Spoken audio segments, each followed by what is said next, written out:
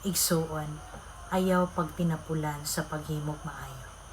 Ang imo mga buhat nga maayo, munay mga buhat nga makapahimuot gayud sa atong Ginoo. Kung halimbawa ikaw karon manggihatagon, kung moabot unya ang panahon nga ikaw na pud ang manginahanglan, daghan ang ipadala ang Ginoo nga tabangan kag hatagan ka. Tungod kay kung unsa may imong gitanom nga maayo karon, imo ra po ng pagaanihon sa ulahing mga adlaw. Una igsuon, nindot og pilia ang tawo nga buutan kita.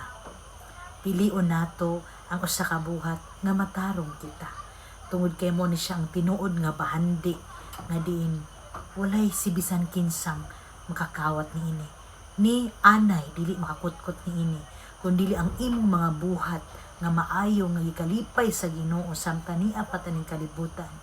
Imo yun ang mabitbit dito sa atubangan sa atong Ginoo. Amen.